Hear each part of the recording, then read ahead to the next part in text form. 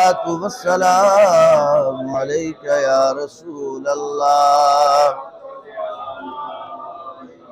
وصحابك يا حبيب الله الصلاة والسلام عليك يا رسول الله وعلى آلك وصحابك يا حبيب الله کی محمد سے وفا تو نے کی محمد سے وفا تو نے تو ہم تیرے ہیں کی محمد سے وفا تو نے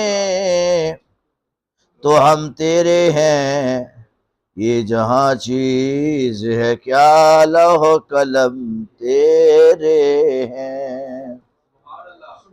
حمد و ثنا کے بعد میرے انتہائی واجب الاحترام دوستوں، بزرگوں، نوجوان ساتھیوں، آپ خوش نصیب ہیں کہ آپ درس قرآن کا ہر ہفتے حصہ بنتے ہیں، اور یقین جانیے کہ آپ کا ہر لمحہ اللہ کی رحمت میں گزرتا ہے۔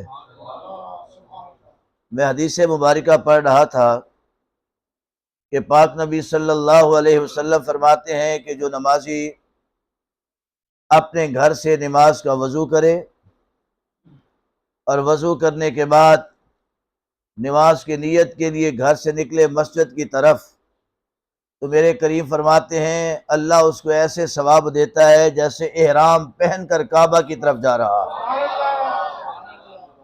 باہر والے جوان اندر آ جائیں۔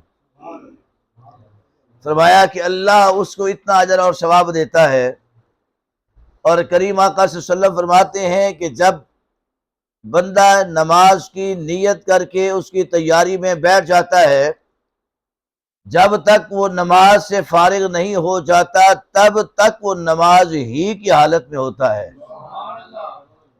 یعنی نماز کی ظہر کی نماز پڑھی ہے تو اس کے دل میں عصر کا انتظار پیدا ہو گیا ہے کہ اب میں عصر کی تیاری کر لوں، پھر عصر کی نماز ہوگی، عصر کی نماز پڑھوں گا، عصر کی پڑھی پھر مغرب کی۔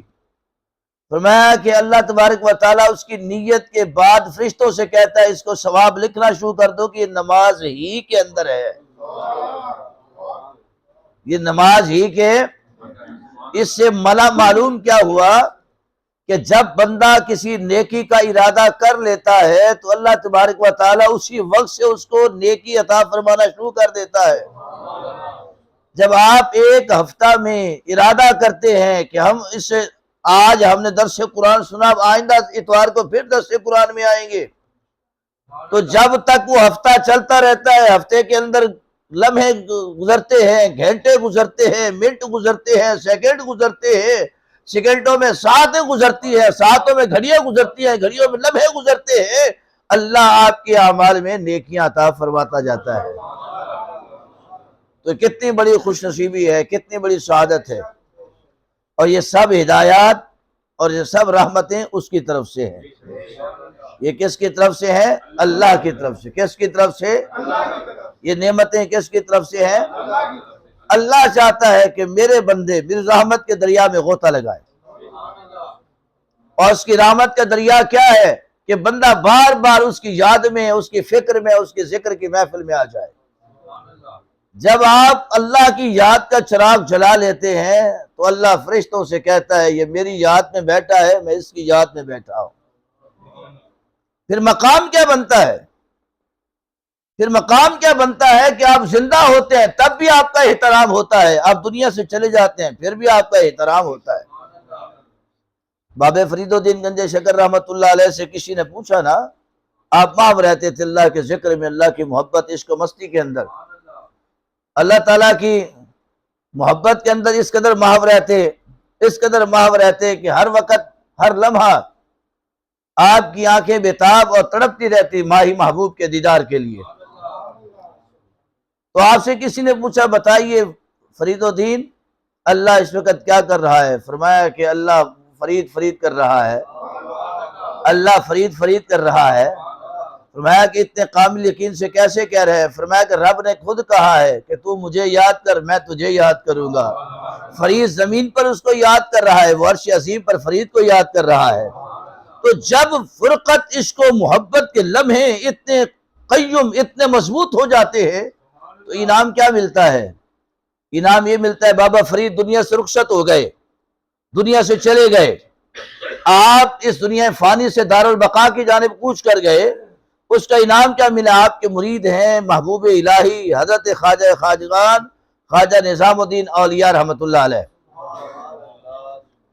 آپ کے محبوب ترین مرید ہے، محبوب ترین مرید محبوب الہی حضرت خواجہ نظام الدین، حضرت خواجہ نظام الدین، فرید الدین، نظام الدین، علاء الدین، قطب الدین، معین الدین، سارے دین کے مددگار ہیں، سارے دین کے۔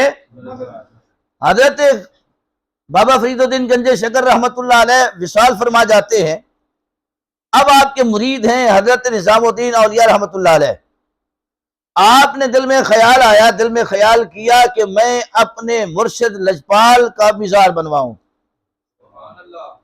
مزار بنواؤں، اور کیسے بنواؤں؟ آپ نے مستری بلائے، پورے ہندوستان سے، برے صغیر سے مستری بلائے، کون ہے جو قبہ اچھا بنا لے اور جو قرآن پڑھے ہوئے ہوں، سارے کے سارے آ گئے، اور سینکڑوں کی تعداد میں، سینکڑوں کی تعداد میں مستری آ گئے، بلکہ ایک روایت میں ہزاروں کی تعداد میں مستری آ گئے۔ فرمایا تم میں سے قرآن پڑھا ہوا کون ہے؟ سب نے کہا کہ ہم قرآن پڑھے ہوئے ہیں۔ ان کا خیال تھا کہ ہم کہیں گے ہم قرآن پڑھے ہوئے ہیں، بابا جی یقین کر لیں گے کہ ٹھیک ہے پھر آ جاؤ۔ سب نے کہا ہم قرآن پڑھے ہوئے ہیں، تو محبوب الہی نے کہا کہ پھر مجھے قرآن سناؤ، پھر مجھے قرآن۔ قرآن پڑھنے کے لیے شرم نہ کیا کرو، بے شرم ہو جایا کرو، قرآن پڑھ لیا کرو۔ آج ہمارے جوان ہیں کچھ قرآن پڑھے ہوئے نہیں ہیں، مگر شرم محسوس کرتے ہیں، اب پڑھیں گے تو لوگ کیا کہیں گے، اب پڑھیں گے تو استاد کیا کہے گا، اب پڑھیں گے تو پڑھانے والا کیا سوچے گا۔ پڑھانے والا کچھ نہیں سوچتا، کیونکہ جب بندہ کسی سے قرآن پڑھنے کے لیے جاتا ہے، رب ڈیوٹی لگاتا ہے، میرے بندہ تیرے پاس آیا، میرا کلام اس کے سینے میں اتار دے۔ تو بابے فرید کے پیارے شاگرد، پیارے مرید محبوب الہی نے کہا مجھے قرآن سناؤ۔ کسی نے قرآن کی ایک سورت سنائی، سورت اخلاص سنا دی، کسی نے سورت کوثر سنا دی، کسی نے سورت تغابن سنا دی، کسی نے سورت والفجر سنا دی، کسی نے اما سنا دی، کسی نے کوئی سورت، کسی نے کوئی سورت۔ فرمایا جن کو صورتیں آتی ہیں وہ سائڈ پہ ہو جائیں، وہ سائڈ پہ ہو گئے۔ فرمایا اور کون ہے جو مکمل قرآن پڑھا ہوا ہو؟ 100 شخص نے اپنے ہاتھوں کو بلند کیا، ہم قرآن مکمل پڑھے ہوئے ہیں۔ فرید الدین کے مرید نے کہا مجھے قرآن پھر سنانا شروع کر دو، میں سننے کے لیے تیار ہوں۔ اب ان میں سے کسی نے 5 سپارے سنائے، کسی نے 2 سپارے، کسی نے 3 سنائے۔ فرمایا تم بھی سائڈ پہ ہو جاؤ۔ ان میں سے 11 لوگ باقی بچے۔ 11 لوگوں نے کہا کہ ہمیں قرآن مکمل آتا ہے۔ فرمایا نفروں میں قرآن سنا دو۔ نفروں میں جب قرآن سنانے کی باری آئی، اس میں سے 6 آؤٹ ہو گئے، 5 باقی رہ گئے۔ 5 نے نوافل کے اندر 2 نفروں کے اندر پورا قرآن سنا دیا۔ فرمایا جس نے پورا قرآن سنایا میرے پیر فرید کا مزار بھی وہی بنائے گا۔ بابا فرید الدین گنج شکر رحمت اللہ علیہ کا جب مزار بنایا گیا تو ایک ایک اینٹ کے اوپر قرآن کی آیتیں پڑھ پڑھ کے رکھی گئی اور مزار بنایا گیا۔ اللہ نے بتا دیا جو جیتے ہیں میری یاد پر، ان کے دنیا سے جانے کے بعد میں ان کا ایسا احترام کرواتا ہوں، ان کے لیے ایسا انعام کرواتا ہوں۔ تو یہ انعام تھا ان کے لیے، یہ انعام تھا فرید کے لیے کہ ساری حیاتی دین کے لیے وقف کر دی، ساری حیاتی اللہ کے دین کے لیے۔ اور کس علاقے میں؟ اجودھن کا علاقہ، ہندوؤں کا علاقہ، سکھوں کا علاقہ، اس علاقے کو پاک پتن بنانا یہ ماہی فرید کا ہی کمال تھا۔ پاک پتن کا مراد مطلب کیا ہے کہ پاک لوگوں کا شہر، پاک لوگوں کا شہر۔ پتن دریا کے کنارے کو کہتے ہیں، وہاں سے دریا بہتا تھا، دریا کے کنارے پر یہ پاک پتن کی علاقہ تھا۔ اس کے کنارے کے اوپر بابے فرید کا شہر اجودھن تھا۔ اجودھن میں بابے فرید نے قدم رکھا تو نام رکھ دیا پاک پتن۔ کیا نام رکھ دیا؟ پاک پتن۔ اور ہندو اور سکھوں کے شہر میں بیٹھ کر اللہ اس کے رسول کی محبت کی شمع کو جلانا، یہ بھی فرید کا ہی کام تھا، یہ انہی کا کام تھا جنہوں نے شمع عشق مصطفیٰ کو جلایا۔ کیوں کہ بابا فرید جانتے تھے کہ سرکار کی محبت کے بنا کائنات کے اندر گزارا ہی نہیں ہے، کائنات کے اندر گزارا ہی۔ مدینے کی گلیاں ہیں، ایسے نہیں گج بج کے کہہ دو سبحان اللہ، جتنا مدینے سے پیار کرتے ہو اتنی محبت سے کہہ دو۔ مدینے کے معطر عنبری گلیاں ہیں، میرے پاک حبیب صلی اللہ علیہ وسلم کی پسینے کے بیچ میں خوشبو مہک رہی ہے، آقا صلی اللہ علیہ وسلم کے قدموں کے نشان موجود ہیں۔ وہاں مدینے کی گلیاں، اور کتنی معمر ہو، کتنی معطر گلیاں ہیں کہ جب ماہی چلتے تھے تو گلیاں سرکار کے قدموں کا بوسہ لیا کرتی تھی۔ جبریل نے ماہی محبوب کے تلووں کا ایک بوسہ لیا ہے، تو جبریل کی یہ شان ہے، جس مدینے کی گلیوں نے لمحہ لمحہ بوسہ لیا، اور مدینے کی گلیوں کی شان کیا ہوگی۔ میرے کریم کے شہر کی گلیاں ہیں، کریم آقا صلی اللہ علیہ وسلم تشریف لاتے ہیں، گلیوں سے ہوتے ہوئے مسجد نبوی میں آتے ہیں۔ جب مسجد نبوی میں آتے ہیں تو ایک چھوٹا سا بچہ ہے، 7-8 سال کا بچہ ہے، وہ روزانہ مدینہ طیبہ کی گلیوں سے گزرتے ہوئے محبوب کی زیارت کرتا ہے۔ آقا صلی اللہ علیہ وسلم مسجد نبوی میں آتے ہیں، سرکار اپنے نالین مقدس اتارتے ہیں، وہ بچہ سرکار کے نالین اٹھاتا ہے، سینے سے لگاتا ہے، لبوں پہ ٹکاتا ہے، پھر آنکھوں پہ رکھ لیتا ہے، آنکھوں پہ۔ مجھے یہ بتاؤ کہ اگر امیر خسرو ہو، جوتیاں اٹھائے نظام الدین اولیاء کی اور سر کے اوپر رکھ کر کے یہ سر کا تاج ہے، تو اللہ مقام یہ دے دے وقت کے ولیوں کے سردار امیر خسرو کو بنا دے، اور جس نے خواجہ نظام کی جوتیاں اٹھائی اس خسرو کا یہ مقام ہے، جس نے محمد عربی کے نالین کو اٹھایا ہوگا، اس بچے کی شان کیا ہو۔ اللہ اکبر، یا رسول اللہ، یا علی۔ وہ چھوٹا بچہ ہے، سرکار کی نالین کو اٹھاتا ہے، سینے سے لگاتا ہے، لبوں پہ ٹکاتا ہے، آنکھوں پہ لگاتا ہے، اور اپنے کپڑوں سے سرکار کے نالین کو صاف کرتا ہے، آقا کی نالین مقدس کو صاف کرتا ہے، اوپر سے صاف کرتا ہے، نیچے سے صاف کرتا ہے، اور جو اس کے اوپر مٹی چوم رہی ہوتی ہے نالین مصطفیٰ کو، وہ اس کی گود میں آتی ہے، اسے اٹھاتا ہے، اٹھا کے اس کو پوٹلی میں ڈال کے اپنے پاس محفوظ کر لیتا ہے۔ ایک دن گزرا ہے، سرکار دیکھتے ہیں، مسکرا دیتے ہیں، پھر دوسرا دن آیا، پھر وہی کام ہے، تیسرا دن آیا، پھر وہی کام ہے۔ ایک دن کملی والے نے کہا، اے میرے پیارے پیارے بچے، اے بیٹے بتا تو صحیح، تجھے کس نے یہ ادب سکھایا ہے؟ تجھے محبت کرینہ یہ کس نے عطا فرمایا کہ تو میرے نالین کو اٹھاتا ہے، سینے سے لگاتا ہے، کبھی چومتا ہے، کبھی آنکھوں پہ ٹکاتا ہے، کبھی سر پہ تھماتا ہے، سینے کے ساتھ لگا کے بیٹھا رہتا ہے۔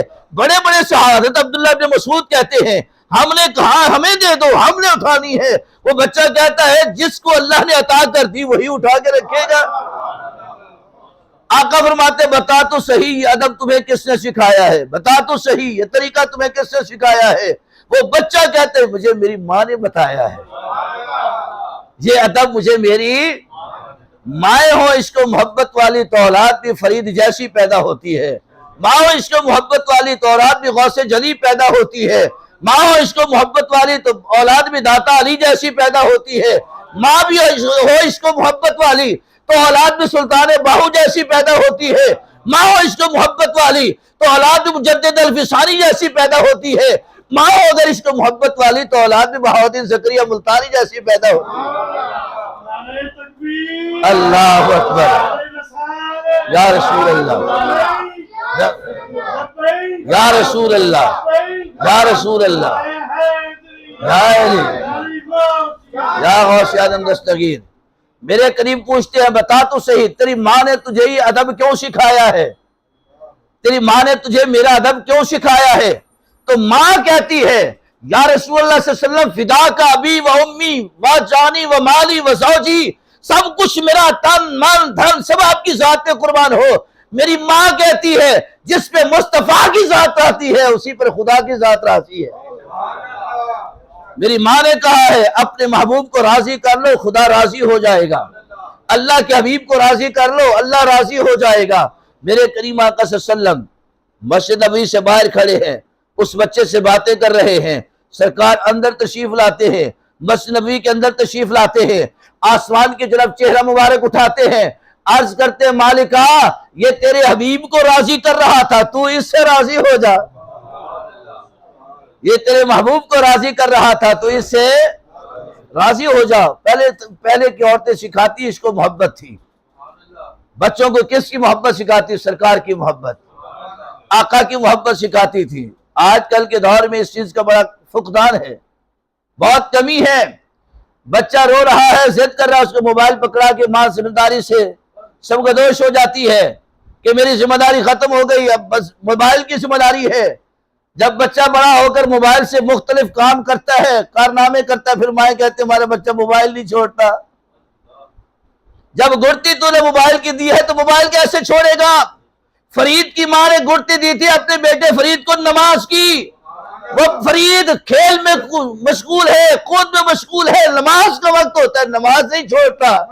یار میلی کہتے فریدہ چھوڑ دے نماز، کہا کہ ماں نے جو گڑتی عادت ڈال دی ہے، ماں نے جو عادت ڈال دی ہے، ماں عادت اچھی ڈالے تو اولاد بھی اچھی ہو جاتی ہے۔ سلطان باہو رحمت اللہ علیہ فرماتے علم و بعد جو کرے فقیری کافر مرے دیوانہ ہو۔ وہ سلطان بہودین سلطان باہو رحمت اللہ علیہ فقر کے شہنشاہ ہے، فقر کے شہنشاہ ہے۔ آپ کی اماں جب بھی آپ کو اٹھاتی وضو کر کے اٹھاتی، اور جب بھی آپ سے بولتی کیسے؟ اللہ ہو اللہ ہو اللہ ہو اللہ اللہ ہو اللہ ہو اللہ۔ یہ حضرت مائی راستی رحمت اللہ علیہ ہاں سلطان باہو کی اماں کا تکیہ کلام تھا اپنے بیٹے سے کلام کرتے ہوئے۔ جب سلطان باہو ابھی بولنے کے قابل نہیں ہوئے تھے، خدام اٹھاتے، کنیزیں اٹھاتی، آپ ان کو حکم دیتی پہلے وضو کر کے آؤ پھر میرے بیٹے سلطان باہو کو اٹھاؤ۔ باوضو خدام آپ کو اٹھایا کرتے، فرمایا ان کے سامنے کوئی پرندوں کی بولی نہ بولنا، کوئی جانوروں کی بولی نہ بولنا، اوے وہ توئے نہ کرنا، جب بھی میرے باہو کو بلانا اللہ ہو کی صدا سے بلانا۔ پوچھا جاتا کہ آپ یہ کیوں کرتی ہے؟ میں اس لیے کرتی ہوں کہ میرا بیٹے کا سب سے پہلا جو کلام ہو دنیا کے اندر وہ یہی کلام ہو، اللہ ہو اللہ ہو اللہ ہو اللہ ہو۔ فرمایا میں چاہتی ہوں میرا بیٹا سب سے پہلے جو کلام کرے اپنے رب کے نام کا کلام کرے، نہ وہ ابا کہے نہ وہ اماں کہے بلکہ سب سے پہلے اللہ کہے، سب سے پہلے اللہ کہے۔ تو مقام کیا ملتا ہے؟ سلطان باہو سب سے پہلے جو بولتے ہیں اللہ ہو کہہ کے پکارتے ہیں، اللہ کی معرفت حاصل ہوتی ہے، اللہ کی پہچان حاصل ہوتی ہے، اللہ کا ذکر پیدا ہوتا ہے، اللہ کے فکر پیدا ہوتا ہے۔ تو پھر مقام کیا ہوتا ہے؟ ہل چلا رہے ہیں زمین پر تو کسی نے اب دل میں خیال کرتے ہیں اے باہو تو اکیلا اللہ اللہ کرتا ہے یا کوئی اور بھی اللہ اللہ کرتا ہے؟ ابھی دل میں خیال پیدا ہوتا ہے، جس زمین پر ہل چلاتے ہیں اس زمین کا ایک ایک مٹی کا ذرہ اللہ اللہ پہ کہہ کے پکارتا ہے، ایک ایک درخت کا پتا اللہ اللہ کہہ کے پکارتا ہے۔ غیب سے آواز آتی ہے یسبح للہ ما فی السماوات والارض۔ اے باہو تو اکیلا نہیں تسبیح بیان کرتا، زمین و آسمان کے خالق کے سب کچھ بیان کرتا ہے۔ میں پورے روئے زمین پر جو کچھ بھی ہے وہ رب کو پکار رہا ہے، وہ اللہ کو پکار رہا ہے، وہ رب کو یاد کر رہا ہے۔ یہی بات ہے، مائیں تربیت اچھی کریں تو اولاد بھی اچھی ہو جاتی ہے، اولاد بھی اچھی اور سونی ہو جاتی ہے۔ ایک ماں ہو گئی بیوہ، ماں ہو گئی بیوہ، رہنے والی ہے مدینے کی،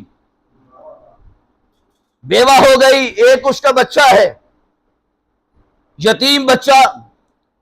اب بیوہ کے بعد خاوند فوت ہو جائے، خاندان کے افراد بھی تگڑے نہ ہوں یا تگڑے ہوں، وہ اس کی طرف التفات نہ کریں، توجہ نہ کریں، تو اس کی زندگی بڑی خوفناک ہے، بڑی آزمائشوں سے وہ گزرتی ہے۔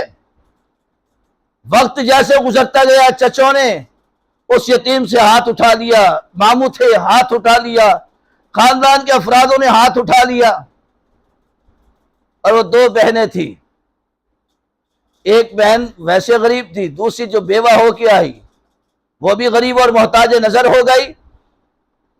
اب ہر طرف جو ہے ہر طرف انہوں نے ہر دروازہ کھٹکھٹایا، کہیں سے مدد نہ ملی، کہیں سے مدد نہ ملی۔ ایک دن بیٹا آیا بھوک اور پیاس کا تڑپتا ہوا، ماں سے کہتا ہے ماں میں نے سنا ہے مدینے میں ایک ایسی ذات آئی ہے کہ جو سوالی اس کے دروازے پہ جاتا ہے خالی نہیں آتا ہے، وہ خالی۔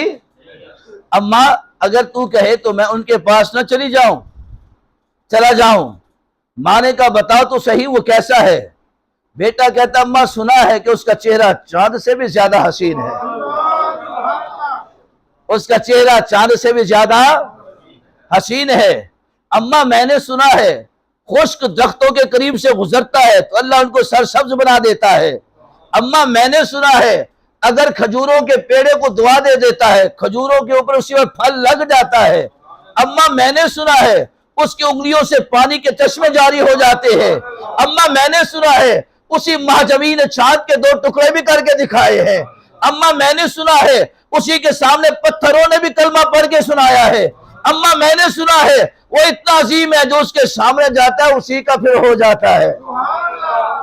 ماں نے کہا اچھا تم اس کی بات کر رہے ہو، اس کی بات کر رہے ہو جو ایک نیا دین لے کے آئے ہیں، تو بیٹے میں تمہیں ان کے پاس نہیں جانے دوں گی۔ بیٹے کا اماں بھوک اور پیاس کی بڑی شدت ہے، مجبوری بڑے بڑے دروازوں پر لے جاتی ہے۔ ماں نے کہا ٹھیک ہے چلے جاؤ مگر اس کا چہرہ نہیں دیکھنا، مگر اس کا چہرہ نہیں دیکھنا، نگاہیں جھکا کے جانی ہے۔ اماں چہرہ کیوں نہ دیکھوں؟ یہ کیسے ہو سکتا ہے؟ سرسبز و شاداب نظاروں کے سامنے جاؤں، نران کا غال بھی چلا جاؤں اور وہاں کے نظارے نہ دیکھوں؟ اور ذات ہو عشق و مستی کی مرکز کی، کائنات کی محبتوں کی مرکز کی ذات ہو، میں اس کا چہرہ نہ دیکھوں؟ ماں نے کہا نہیں، تم مجھ سے وعدہ کرو تم اس کا چہرہ نہیں دیکھو گے۔ عرض کرتا ہے بیٹا اماں کیوں نہ چہرہ دیکھوں؟ فرمایا میں نے سنا جو اس کا چہرہ دیکھ لیتا ہے اسی کا غلام ہو جاتا ہے، جو اس کا چہرہ دیکھ لیتا ہے وہ اسی کا غلام ہو جاتا ہے، دیوانہ ہو جاتا ہے، عاشق ہو جاتا ہے، مستانہ ہو جاتا ہے۔ بیٹا کہتا ہے اچھا اماں جانے تو دے، میں چہرہ نہیں دیکھوں گا، جانے تو دے میں چہرہ نہیں دیکھوں گا۔ بچہ جاتا ہے مسجد نبی میں سرکار کو پاتا ہے، آنکھیں جھکا کے کھڑا ہے، سر کو جھکا کے کھڑا ہے، عرض کرتا ہے سونا میں یتیم ہوں۔ میرے قریب فرماتا ہے تو یتیم ہے تو میں در یتیم ہوں۔ عرض کرتا ہے سونا میں بے سہارا ہوں، میں تو بے سہارا ہے تو میں تیرا سہارا ہوں۔ عرض کرتا ہے سونا زمانے نے دھکے دے دیے ہیں، فرمایا دھکے دیے ہوئے کو سینے سے لگانے والا میں ہوں۔ آقا صلی اللہ علیہ وسلم فرماتے ہیں اچھا تجھے بھوک لگی ہے، پیاس لگی ہے، فرمایا جاؤ اے پیارے بلال جاؤ میرے گھر سے جو راشن ہے لے آؤ۔ لایا گیا۔ عرض کرتا ہے یا رسول اللہ صلی اللہ علیہ وسلم میری اماں کے کپڑے بھی پھٹے ہوئے ہیں، میری خالہ کے کپڑے بھی پھٹے ہوئے ہیں، میرے محبوب نے ان کے لیے بھی کپڑے عطا فرما دیے۔ میرے قریب نے فرمایا اچھا تو بتا تو صحیح، سوال پہ سوال کر رہا ہے، سوال پہ سوال کر رہا ہے، کیا تو ہمیں دیکھے گا نہیں؟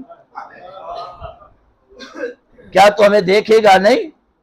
وہ بچہ کہتا ہے سونا ماں سے وعدہ کر کے آیا ہوں، ماں سے وعدہ کر کے آیا ہوں۔ میرے قریب فرماتے اچھا ماں سے وعدہ کیا ہے نا، ایک رب سے بھی تو وعدہ کر کے آئے ہو، بھائی ایک بار دیکھ تو صحیح۔ بچے نے یوں نگاہ اٹھائی، سرکار کا چہرہ دیکھا، کلمہ پڑھا اور قربان ہو گیا۔ سرکار کا کلمہ پڑھا مسلمان ہو جاتا ہے، اب ڈرتا ہے، عرض کرتا ہے ماہیا ماں کو کیا بتاؤں گا، خالہ کو کیا جواب دوں گا؟ میں جاؤ جواب کچھ نہ دینا، ان کو کپڑے دے دینا، یہ چادریں ان کے سروں پر رکھنا، باقی میرا رب جانے رب کا حبیب جانے۔ وہ بچہ واپس جاتا ہے، گٹھری اناج کی لے کے جاتا ہے، راشن لے کے جاتا ہے، کھانے پینے کا سامان، اور خالہ اور ماں کے لیے کپڑے چادریں لے کے جاتا ہے۔ ماں پوچھتے تو نے دیکھا تو نہیں؟ بچہ خاموش ہے۔ خالہ پوچھتے تو نے دیکھا تو نہیں؟ بچہ خاموش ہے۔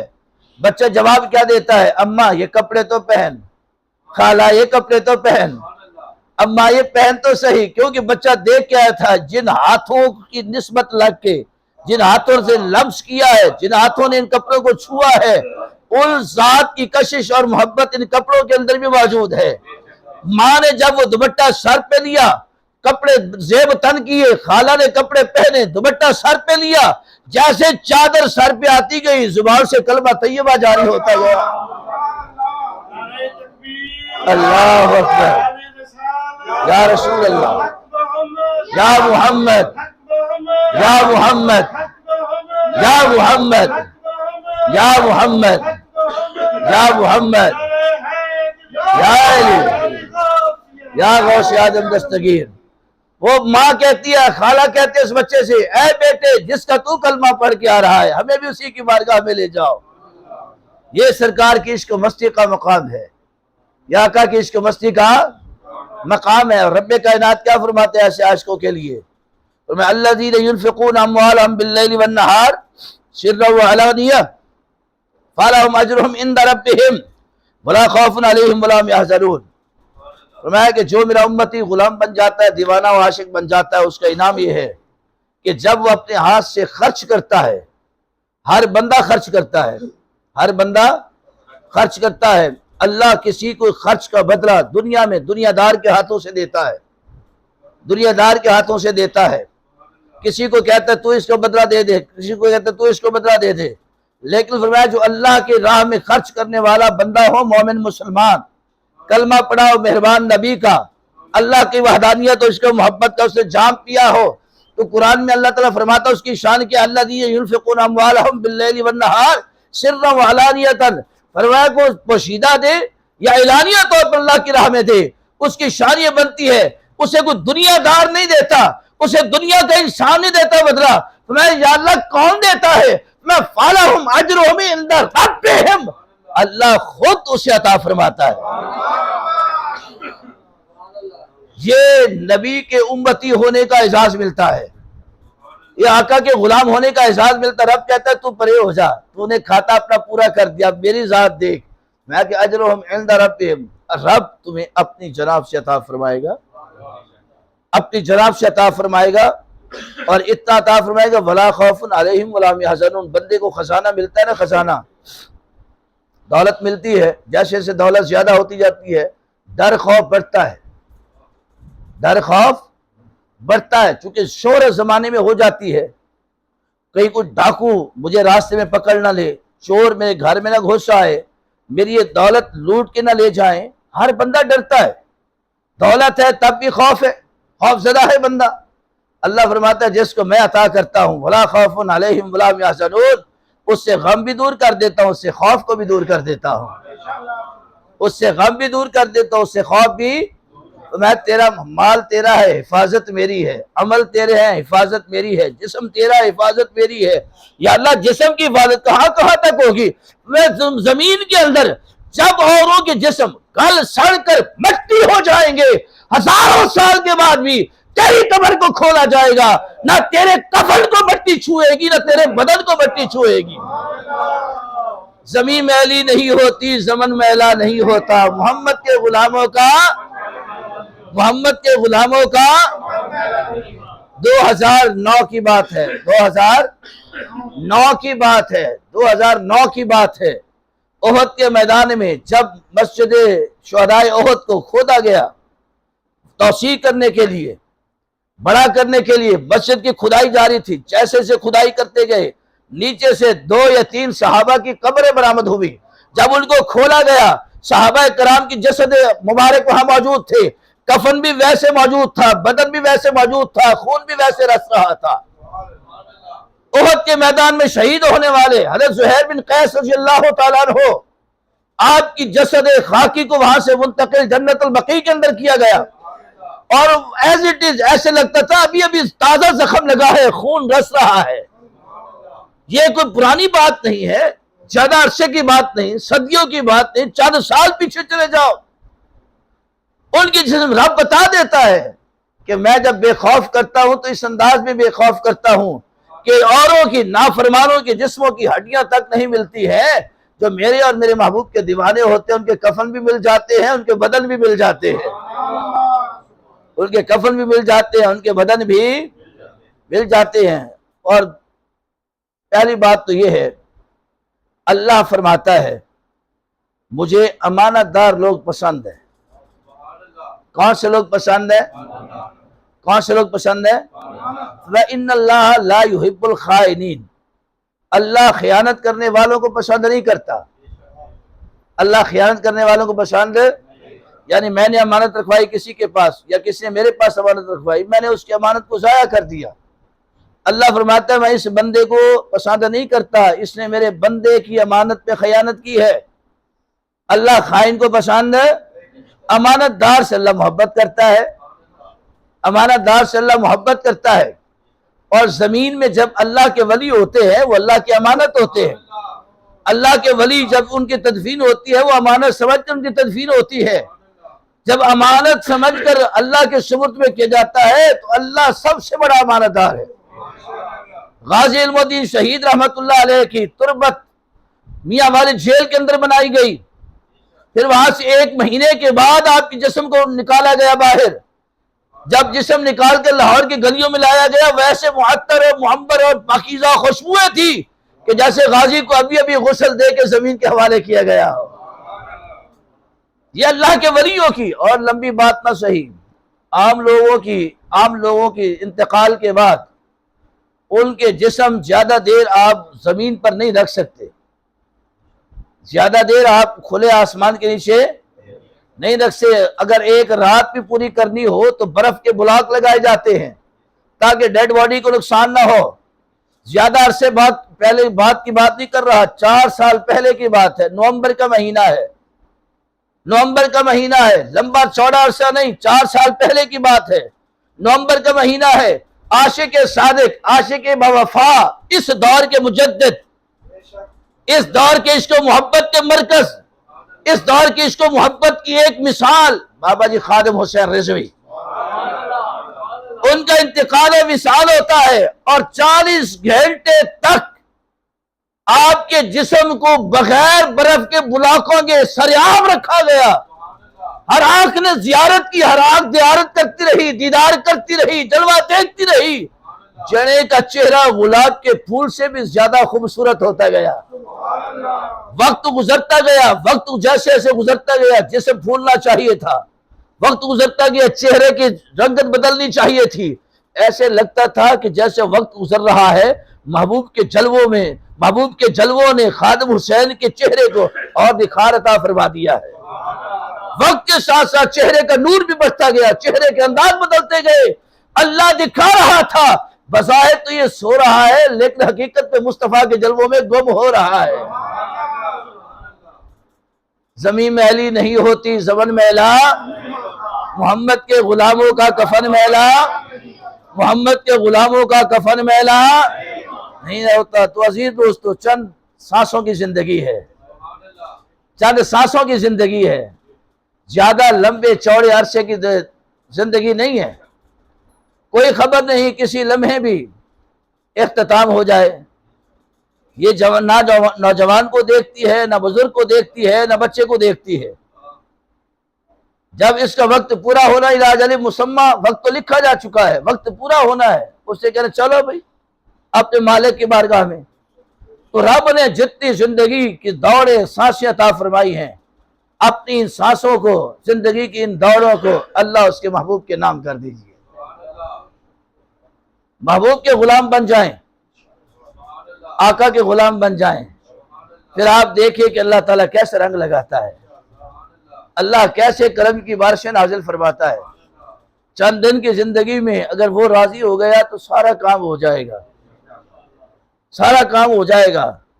بابا خادم حسین نے چند سال محنت کی نا، تو آج قیامت تک کے لیے رنگ لگ گئے کہ نہ لگے ہیں؟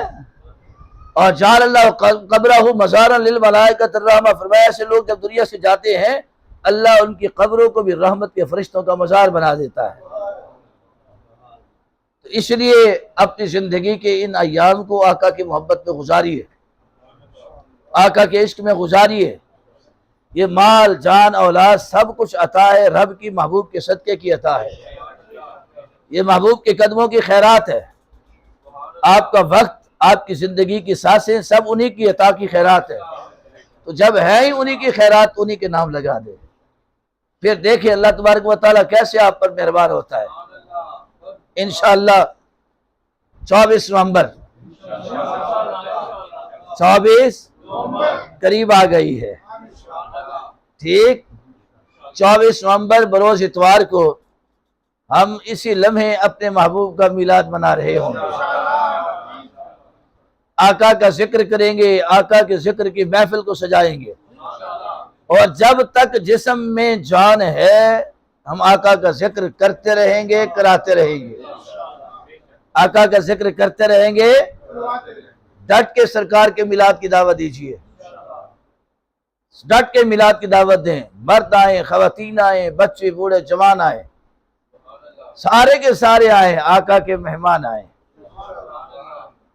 اور درس قرآن کمیٹی کتنے خوش نصیب ہے، پرانے مصطفیٰ کے ہیں، پرانے، اور میزبانی مل رہی ہے درس قرآن والوں کو۔ یہ کتنے بڑے اعزاز کی بات ہے، مہمان آئے کسی بادشاہ کا، اور بادشاہ پروٹوکول کے لیے نیچے کسی وزیر کی ڈیوٹی لگا دے کہ فلاں ملک کا صدر آ رہا ہے، فلاں وزیر اعظم، فلاں میرے مہمان آ رہے ہیں، تم نے ان کو ریسیو کرنا ہے، ویلکم کرنا ہے، تو بندہ اپنے پاؤں زمین پر نہیں ٹکاتا کہ کتنے بڑے نے ڈیوٹی لگائی ہے، کتنے بڑے آ رہے ہیں میرے پاس۔ تو درس قرآن والوں کتنے خوش نصیب ہو، مدینے سے ڈیوٹی لگی ہے درس قرآن والوں کی، مدینے والے کے مہمان آ رہے ہیں، تو سرکار کے مہمانوں کا خوبصورت استقبال ہوگا، علماء آئیں گے، مشائخ آئیں گے۔ میں نے کل بات کی اپنے مرشد کریم لجپال کے بڑے شہزادے سے، میں نے کہا حضور انتظار ہے آپ کا، اور میں نے کہا کہ ہمیں بھی انتظار ہے آپ کی محفل میلاد کا، تو اس لیے بڑھ چڑھ کے ذوق اور شوق سے دعوت دیں اپنے محلے میں، اپنی گلی میں، اپنے دوستوں میں، رشتہ داروں میں، سرکار کے میلاد کے لیے۔ ٹھیک ہے جی، ہاں سج گئے یار کا میلاد منانے والے، ہاں اس لیے انشاءاللہ العزیز درس قرآن کمیٹی زندہ باد، درس قرآن کمیٹی زندہ باد، اور قیامت کے دن بھی جب ہم اٹھیں گے تو سرکار کے نعرے، سرکار کا ذکر زبانوں پر ہوگا۔ اللہ تعالیٰ اعمال صالح کی توفیق عطا فرمائے۔ افضل ذکر اللہ